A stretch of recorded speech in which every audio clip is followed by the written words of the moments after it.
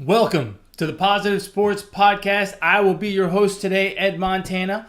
Alongside me today, my world traveling, well, maybe not the world, just the U.S. traveling, my U.S. traveling brother, finally back from up north, Alex. Alex, how you doing today? Happy to be back. I to be back.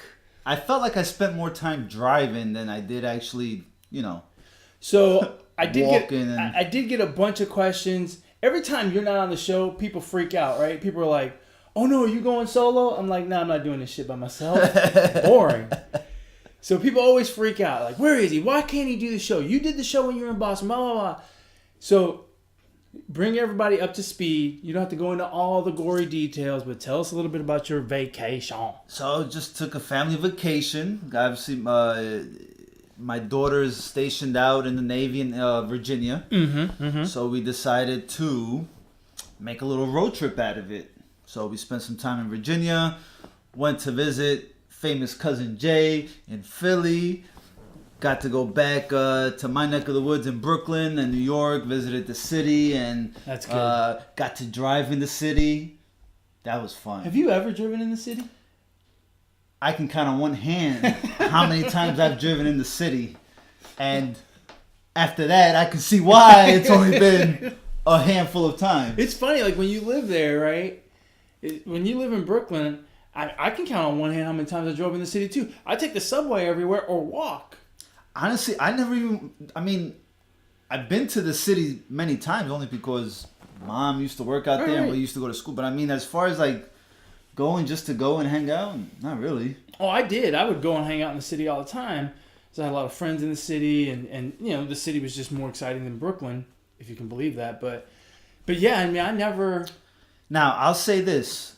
We spent a lot of time driving, okay? I mean, think about it. I'm going to say 24 hours going to Virginia, 24 coming back, then from Virginia to New York. I mean, it's a lot of time driving. It's not fair for the dads. It's not fair for the dads because the kids stay up when Mom is driving. Everyone falls asleep when Dad is driving. Well, that's not fair. That's not right. I know. Why do they stay up for So I Mom? just blast the music. Y'all want to sleep? Sleep to this. I was like, what the heck? So yeah, so it was sports talk radio, music, and sunflower seeds for me. Yeah. Of course, I was stuck driving at night when everybody's sleeping, so it's like, whatever. But it was a good time.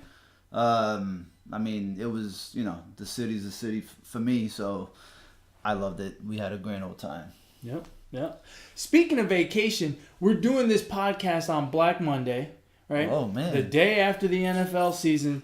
And now, to be fair, they call it Black Monday, but the NFL is cheating us because people have been getting fired for a while. Like, obviously, the Packers did their thing mid-season. Right. So did the Browns. But then a bunch of teams fired people yesterday while the Sunday night game was going on, which I thought was very disrespectful. That's right. And for those of us that really enjoy seeing the feed on Black Monday, like myself, I was disappointed. But what's the total up to? 8 teams already? Eight teams. 8 teams. And, I get a joy of watching head coaches getting fired. Give it to me all at one time. Black Monday. Right? Yeah, I look forward to it. I look forward to seeing who's going to be changing. Where's the changing of the guard going to happen? And it's kind of disappointing that it all happened. That it didn't all happen today. That it's been happening in bits and pieces. So someone tweeted out this morning real quick. Adam Gase fired. Right? He's one of the 8 coaches, and so I can't forget of the Dolphins. Yes. Right. And I can't forget who tweeted it out, but it was like a NFL. You can't remember. I can't remember. What did I say? I can't forget. Is that what I said? Yeah. Oh, shit. You already forgot. I need to stop missing podcasts. I forget how to talk. English is hard. It was. I forget. It was an NFL reporter, and I forget. I can't remember who or you forget. Either or. Right. And he says, so, Adam Gase is one of the 8 coaches. There's no doubt, something along these lines about Adam Gase being a top candidate for another job. For another job. Another head coaching job. Yeah. Or coordinator. No, job? another head coaching job. And I'm like, wait a second. He barely did anything in Miami. How is he a top candidate? I've never understood that. The whole recycling of coaches is always kind of bizarre to me. Like, is he all of a sudden gonna become a god? Is like he gonna the Bengals are gonna be like, well, Yeah. that guy's really done some shit in Miami. We need him over here in Cincinnati. I'll tell you what, the next coach for Cincinnati, I would love to be the next coach for Cincinnati because you can be mediocre for 16 years and have a job. Yeah, you gotta kill somebody. It's kind of I don't know how it works exactly in Cincinnati. I don't know how much say so he had over player personnel issues, but if he didn't, then I kind of don't blame him. They've never really had all the talent there, and I find it interesting that they fired him this year when Andy Dalton was out for a good part of the year. AJ Green was out for a good part of the year. Like, why did you fire him last year when those guys were there? And you brought him back. Right. Last year they were worse. Yeah. And they brought him back, and he had a full squad last year. Injuries weren't that bad, that mean to him last year, but this year with all the injuries and stuff, oh no, he's just not doing it. I don't know. The Cincinnati situation boils down to one thing and one thing only. Alex's jinx lives on. Well, that was your surprise. That was your sleeper team, right? That was my sleeper team, yes, and they slept after 5 games. They slept the rest of the way. We'll go back to our picks here in a little bit, but let's talk NFL. We've got the season is now over. We have our playoff matches set up, and I am very excited. Where do you want to go first, NFC or AFC? I will start AFC. AFC. So our teams that got the byes. They got the bye week, the 1 and 2 seed. The Kansas City Chiefs are the 1 seed. The New England Patriots are the 2 seed. Shocking that the Patriots made the playoffs. Not surprising that those 2 teams are at the top. They've been the best teams really all season long. I mean, you can make an argument for the Chargers. They've been very good throughout the season. If I'm not mistaken, they had the same record as the they actually had a better record than the Patriots, but because the Patriots won the division, they get the 2 seed. And the Chargers, because they're a wild card, at 12-4, fall all the way down to the 5 seed and have to go on the road to Baltimore.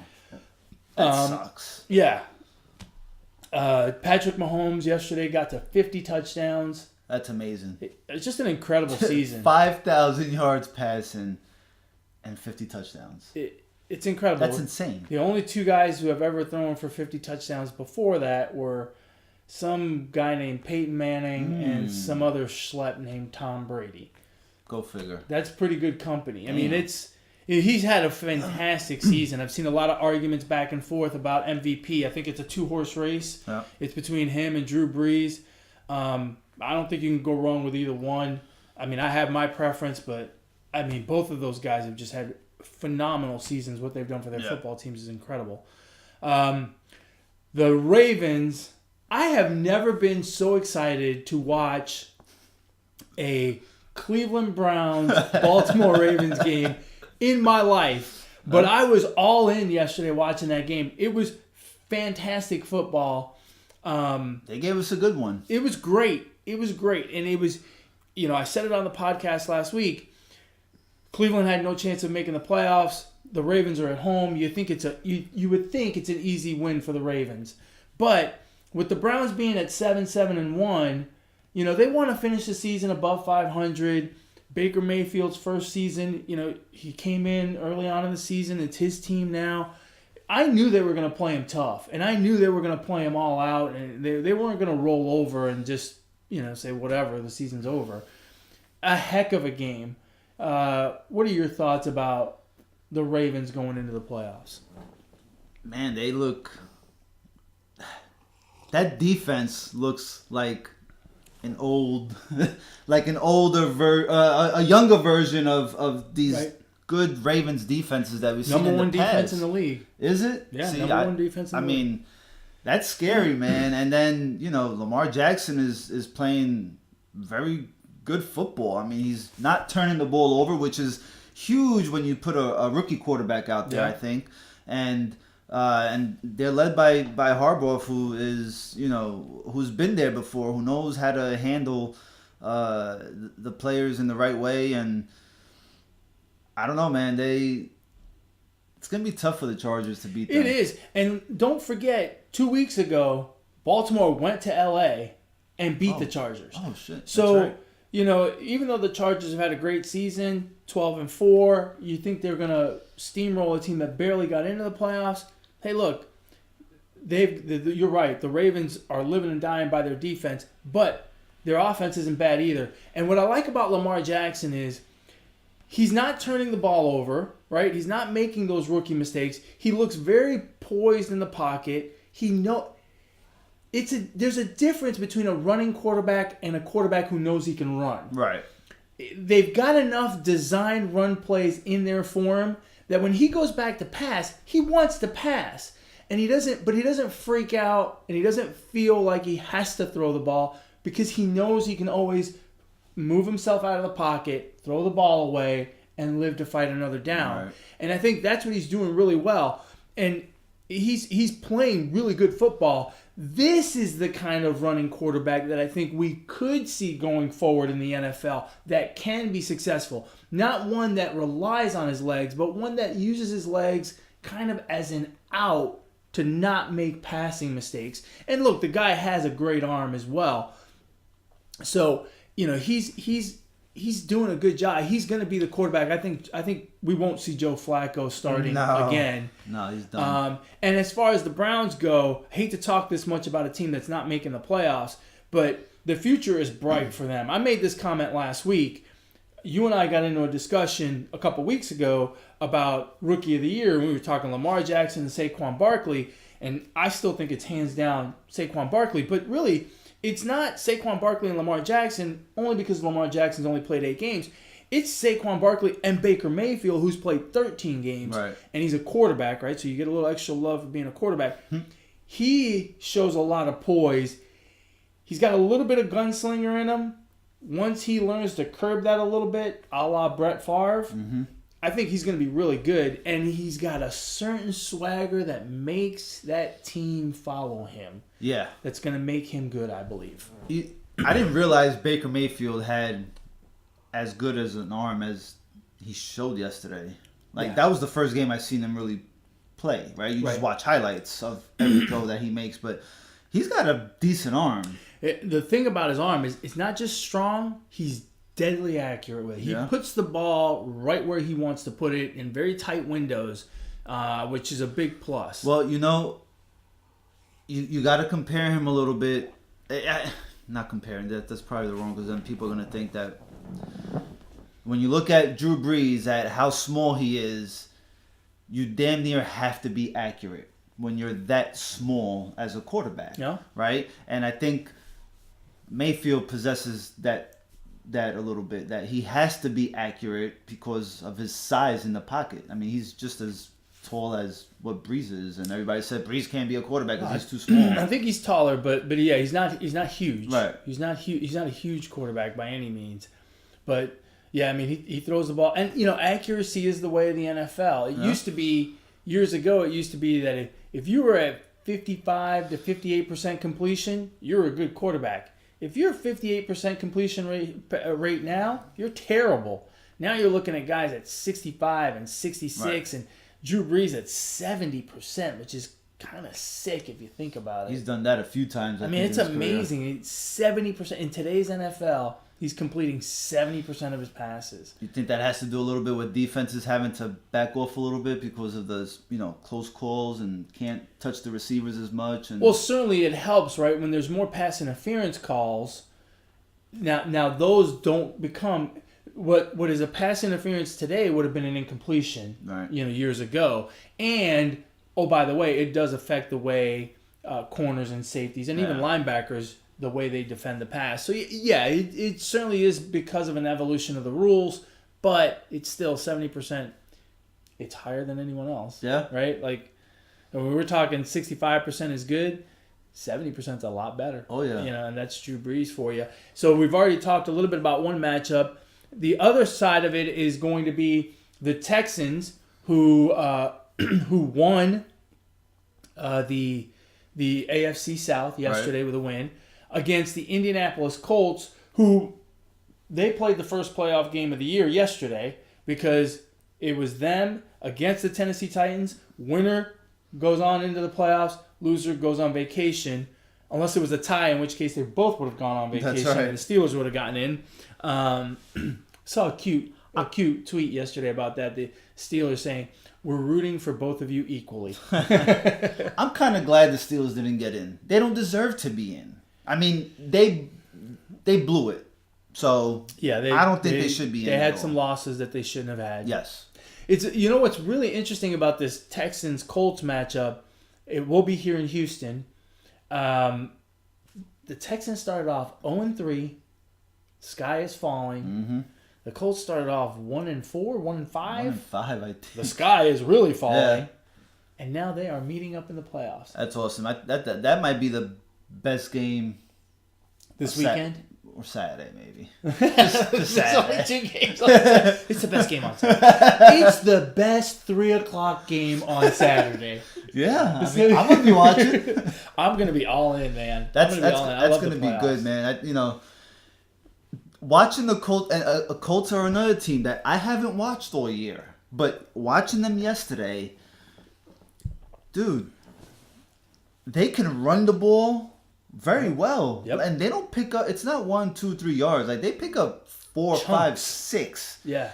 And I didn't realize Andrew Luck has such a pretty touch on the football. I mean, he throws, talk about accuracy, he throws some pretty balls. What's interesting about him is, and I think it's not exactly a coincidence that they started off 1-5 and now they're playing good football. I think he had to kind of, what's the right word here?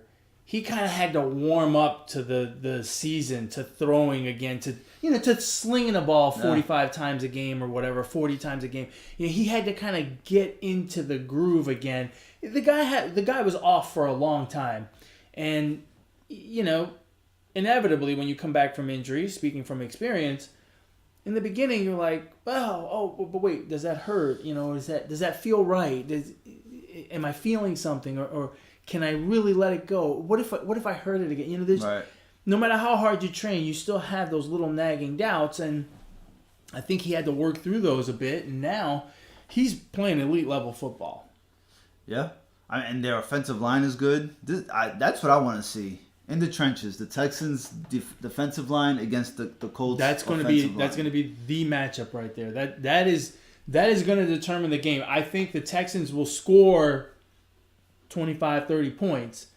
It's will they be able to hold Indianapolis from scoring that much, or will Indianapolis just score way more? Will their offensive line be able to kind of run it through? I feel pretty confident that we'll get 24-27 from the Texans. It's what will we get from the Colts in that matchup? And you're right, it does boil down to in the trenches what happens there, because it's gonna be good stuff. I think it will. This literally might be the best game of all 4. Oh, of all 4 now. All 4. Wow. Or all 8 of the whole playoffs. Oh, ever. That's right. Let's be Monday morning extremists, right? Like you hear it every Monday, right? Yeah. When Dallas won 2 games in a row, Dallas is going to the Super Bowl. When Dallas lost, Dallas sucks. Which, speaking of Dallas, let's move on to the NFC. You've got your 1 and 2 seeds, which we kind of knew this a long time ago. The Saints, the 1 seed. The LA Rams are the 2 seed. If you want to go to the Super Bowl, you got to go through New Orleans and Drew Brees and company. The other division winners are, I'm going to say, surprising. I think that's a good word for those 2, right? Are you surprised? I'm shocked because I didn't have either one of them. In fact, I had one of them as my sleeper team that would have a pretty good feel-good season. That's what I'm saying. Are you surprised? Well, but I didn't think they would go. Yeah. I didn't think they would go 12 and 4, 11-5, whatever. The Bears really surprised me. Yeah. I I did have them as my sleeper team, but they went 12-4. Yeah. And that's more than I expected. When I said sleeper, I thought, they're going to be 9-7. Right. Look good for 2019, positive for the future. No, they look future's good now. It's now. And then the Cowboys on the other side, which look, I said the Cowboys were an 8-18 before the season started, and they were. Except they took 2 of those losses and flipped them to wins and ended up at 10-6. That's amazing. It is amazing. God, I hope they lose. But here's the thing about the Cowboys, and it showed yesterday against the Giants. It was a meaningless game, I understand, but that offensive line is what makes it happen. Yeah. And they can run the ball, and if they can run the ball, they can play with anyone, except for the Saints and Rams, I think. But actually, except for the Saints, because I think even if they run the ball, the Saints just score so much that they it's beat a problem. the Saints though. Yeah, well, anyway. But the offensive line is what makes it happen for the Cowboys. Elliott didn't play yesterday, and they still ran the ball consistently well. And, say what you want about Dak Prescott. He's a good quarterback. Is he elite? Probably not. But he's a good, solid quarterback. And now he's got good pieces. He's got Elliott. He's got a good offensive line. He's got Amari Cooper. He's got Beasley. The offense can go. He's got a tight end that came out of nowhere yesterday and scored like 3 touchdowns. Yep. So, I mean...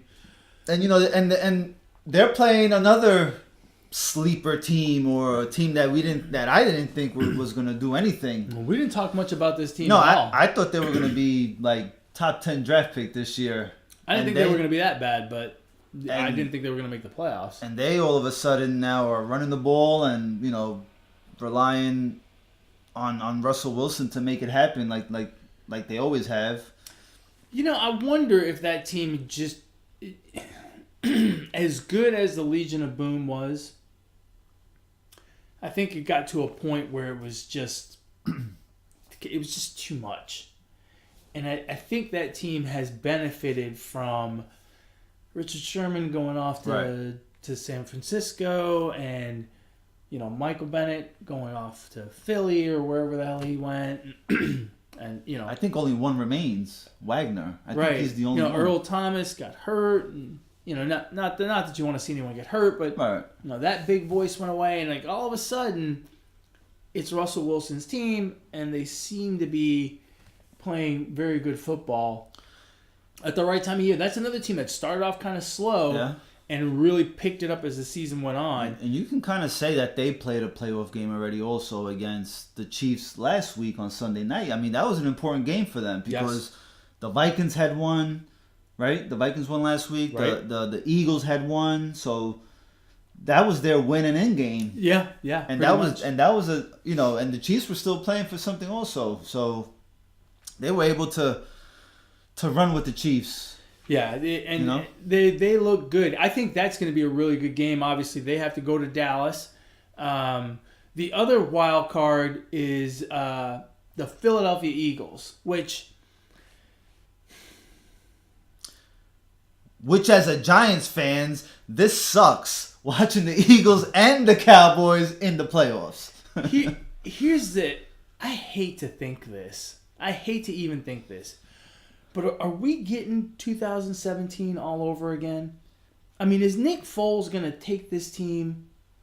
I mean, is this the recipe for Philadelphia going forward? Have Carson Wentz get you off to a good start during the season and then bring in Nick Foles towards the end for the playoff push and onward. It's kind of scary. Eagles fans don't want to hear that. They don't believe in Foles. Really? I don't think they do.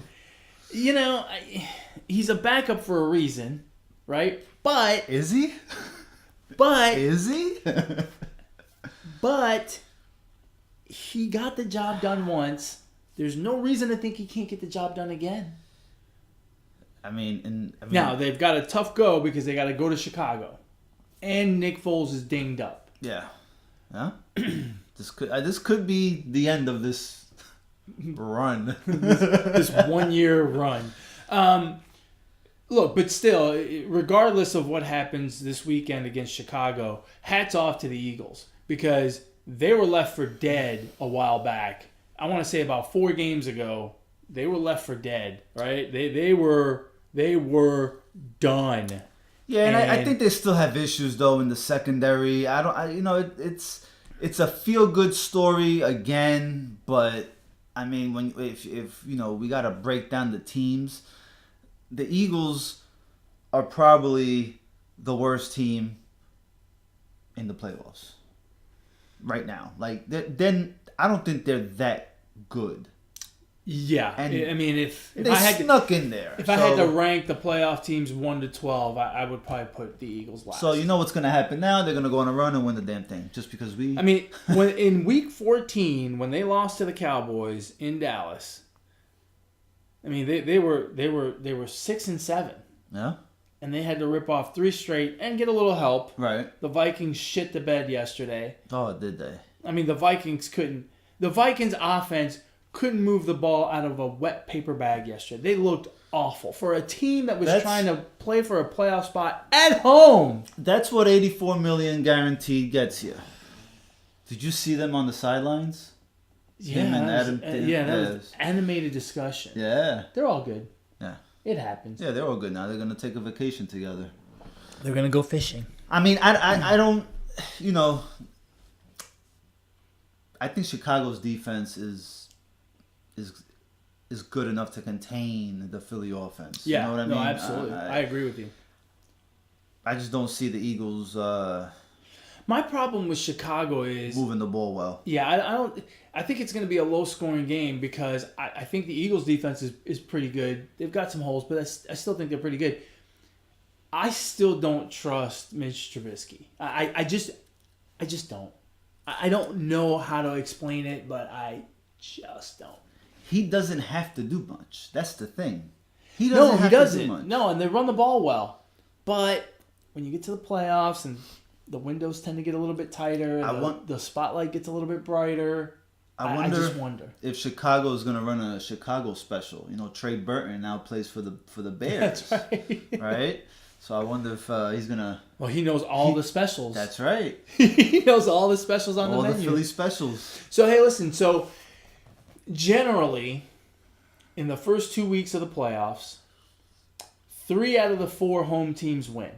I mean, that's generally the way. If you look at the percentages over a long period of time, generally 3 out of 4 home teams win. Betting trend, I like that. I mean, I don't use it for betting purposes. Okay. But I've heard betting people say that this happens. Gotcha.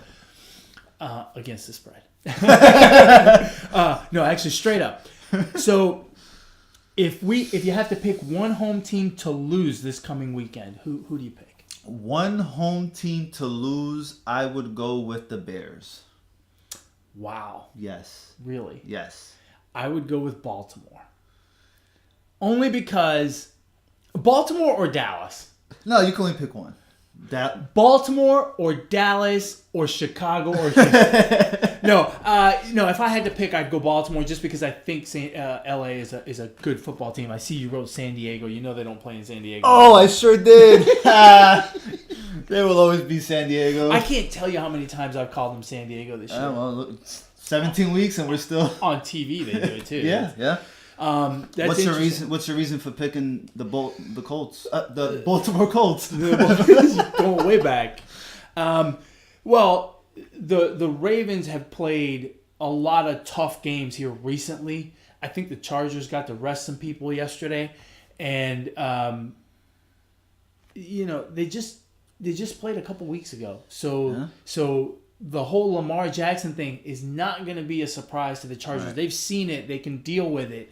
And same thing with that defense, right? They've seen it. They can deal with it. And I do think that the Chargers are just overall a better football team. And there's something going on with Phillip Rivers this year where I feel like he's just got something going on that's going to be good. I feel like what you just said about the Chargers, we've been saying for a lot of years now, and they always seem to fuck it up. Yeah, pretty much. So it's like, and they do. I agree with you. They have a good offense. Their offense is good. Yeah, their defensive line is good now that Bosa's back and healthy. So I don't know what to think of the Chargers because, yeah, on paper, I mean, and on their record showed and how they played, Certainly. they played very well. But I don't know, come playoff time, they always choke it Interesting. up. So, real quick, give me your picks for the weekend. Oh, man. And jot them down so we can argue about it next week. God. Okay, so let's start. Philadelphia at Chicago. I'm gonna go Philly. Okay. I'm gonna go Philly. I'm gonna go Chicago. Seattle at Dallas. This pains me so much, Dallas. I'm gonna go Dallas as well. Houston, Indianapolis at Houston. Man, What are you thinking about? You have to go Houston. yeah, I know, but damn, dude, Indy's playing good, bro. Division game. That's tough. I'm gonna go with the home team. Gotta go home team. I'm going Houston. Okay. For sure. Okay. And then the Chargers at Baltimore. I'm gonna go Baltimore again. I'm gonna go Chargers. Yeah. LA. LA or San Diego? LA. Okay. We'll do this again next week. We'll talk about which home team's gonna lose, or do you want to do it now? Pick which one of the 4 teams that have a bye is gonna lose. Oh man. So the we 4 can pick it now. Who are they? Let's pick it now. So the 4 teams that have a bye: Chiefs 1, Patriots 2, Saints 1, Rams 2.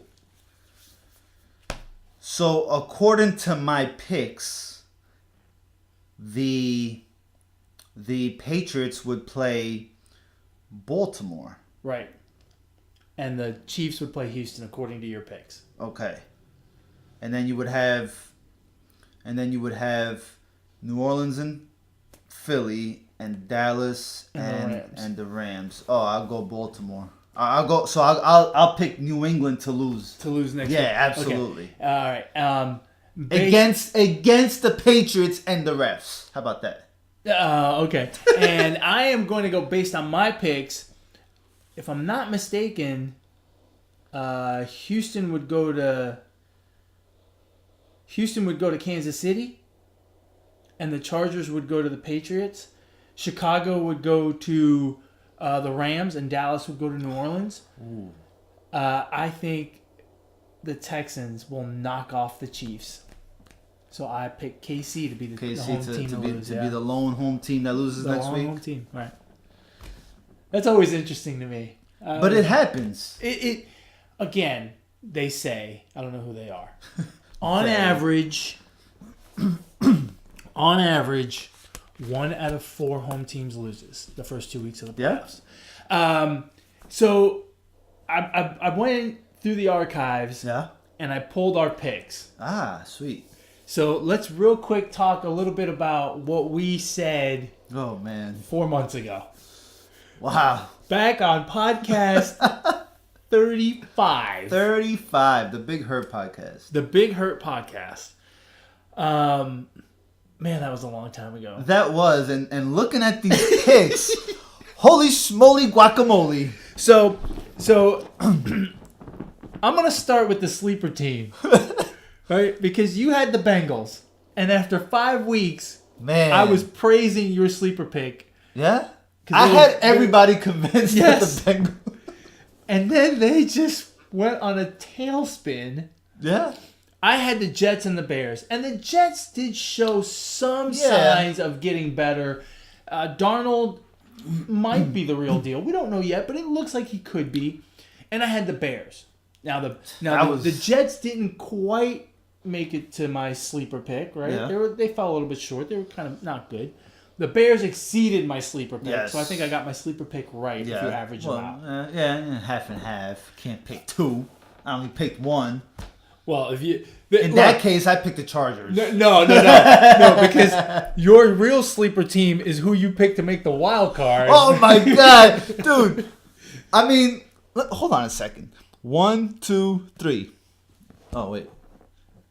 So yeah, in the NFC, I just picked 3 of the 6, right? Playoff teams. I picked 1, 2, 3. I picked 3 as well. Okay, I don't feel that bad then. Yeah, we didn't do so good in the NFC. We both had the Eagles winning the division. Yeah. Neither one of us thought the Cowboys were worth a damn, so they shocked us. We both had the Saints in the playoffs. I had them actually losing out on the division to the Falcons, but you had the Falcons as a wild card. We both thought the AFC South was going to provide two teams. Right. We expected more from the Falcons. Yeah. The Falcons didn't do the deal. No, right? At all. We both had the Rams out west. Neither one of us thought much of the Seahawks. We didn't even mention them, I don't think.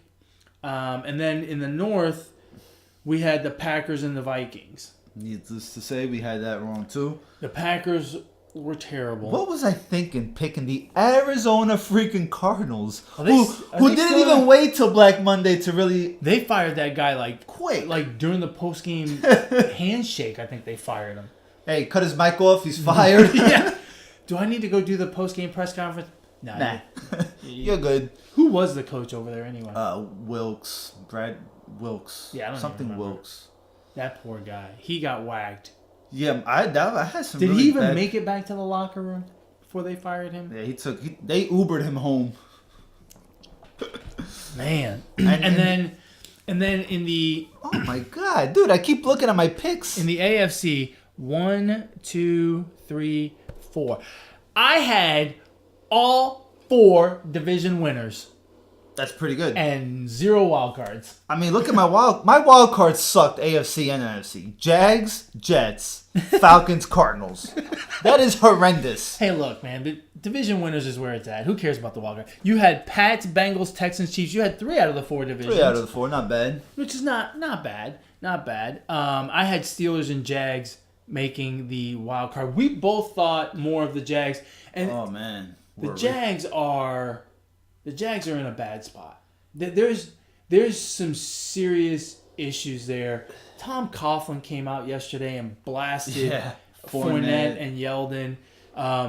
The defense was supposed to be really good, and it was at times, but at times was terrible. I mean, they gave up 40 points to the Cowboys. And Jalen Ramsey will not shut up, and all that does is make the other team play better, I believe. And then on the offensive side, Fournette, who's really the beast of that offense, apparently is not into it because he put on weight during the season, which is very rare. And he was voted by the players as team captain. Yeah, so he came off the bench to that fight in Buffalo. The quarterback situation's a mess. Marone didn't get fired today. How is that? But I bet you he wishes he had. Because seriously, I mean that team is in need of a serious overhaul. There's lots of problems. If it's the right guy to do it, it's Coughlin.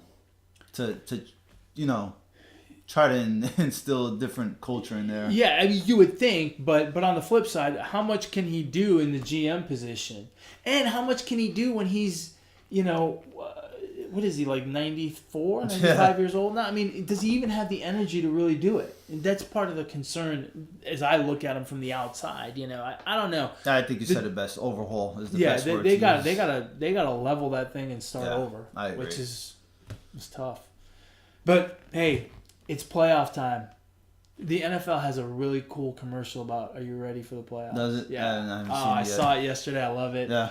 You know me, man. Once the playoffs start, I get all kinds of jacked up. I love this stuff. Yeah, it should be good. NFL playoffs. It's like coffee intravenously in one vein and Mountain Dew in the other, man. I get all kinds of jacked up for the playoffs. I wake up in the morning on Saturday, I'm like, it's playoff games. I love it. Yeah, it's awesome. All right, buddy, you want to shut this down? Episode 54. You got a shout out? 54. I cannot.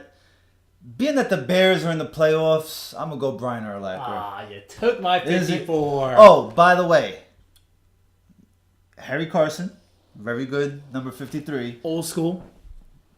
But the Giants beat the Broncos with that defense in '86. What did I say? You said the Bills? The Bills. They beat the Bills too. Was he on that team? Probably. Probably not. I'll have to look that up. You know what we should do on these podcasts? I don't think he was. We should start off every episode with a fact check from the previous episode. Yes. For all the dumb shit that you say. I do say a lot of dumb shit. I can't think of any other 54. I can't think of another 54 either. Oh, well. Brian Urlacher it is. Brian Urlacher. The Brian Urlacher episode. You got a shout out today? Nah, no shout out. No shout out? Can't think of one. I do have a shout out. My shout out goes to Amanda Nunes. UFC 232 was Saturday night in Los Angeles. Originally scheduled for Las Vegas, there were a bunch of complications regarding the main event between John Jones and Alexander Gustafsson. So they moved the entire card on 6 days' notice to Los Angeles. Amanda Nunes was the UFC 135-pound bantamweight champion. She moved up to 145 to challenge the UFC's featherweight champion, Chris Cyborg. Chris Cyborg was 20-1. She lost her first fight and ripped off 20 straight wins. She had not lost in 11 years. And she was by far the most destructive force in women's MMA. I know people loved Ronda Rousey, but Ronda Rousey never was as destructive as Chris Cyborg. Amanda Nunes, before the fight, said the way to beat Cyborg is to put pressure on her and to fight her and not run away from her. And a lot of women have said that before. And once they got hit one time by Cyborg, they started backing up because that's how dominant Cyborg is. Well, Amanda Nunes went in there, stood in front of her, and for 51 seconds, that's right, 51 seconds, less than a minute, she traded shots with Cyborg. And very quickly, you could see that her speed and her precision and her power was going to win the day. She knocked Cyborg down 4 times in 51 seconds. Jeez. And look, this is a shout out to Amanda Nunes, but it's kind of a shout out to Chris Cyborg as well. Because Chris Cyborg popped up 3 times after she got dropped. Literally got hit, fell, popped right back up, and kept fighting. The 4th time she face planted, and that was the end of the fight. And Amanda Nunes won the UFC's 145-pound featherweight title on Saturday night in 51 seconds over one of the most dominant female fighters we have ever seen. Hats off. My shout out goes to Amanda Nunes. Fantastic performance. 51 seconds, 4 knockdowns. Yes. 3 knockdowns, 1 knockout. Yeah. I mean, it was a firefight. Jeez. It was fantastic. Awesome. I mean, look, you don't have to buy the pay-per-view. Just go on Twitter. That 51 seconds is on there somewhere. Trust me. It's Seriously. amazing. It's incredible. Absolutely incredible. You see the slow-mo and you see the shots of their face. And Amanda Nunes, eyes open as these punches are whizzing by. And she is looking to see where she's going to land her shot. I mean, it was incredible. Absolutely incredible. Fantastic performance. That's great. Well, here we are on the last day of the year. Oh, damn. And we are done with episode 54. Another wonderful episode. Thank you, as always, to all of our fans that watch us. If you want to reach out to the show, you can email the show at positivesports10@gmail.com. positivesports10@gmail.com. If you want to get a hold of this guy, how do they do that? On Twitter at Brooklyn Gaucho 8. And if you want to reach me, you can reach me on Twitter as well at eMontana21. With that, another episode in the books, another year done. We'll talk about New Year's resolutions next time. Have a safe New Year's. That's right. Don't drink and drive. Uber your way around town, folks. Have a good time. Start the year off right. And as always, ignore the negativity. Be the positivity. Peace.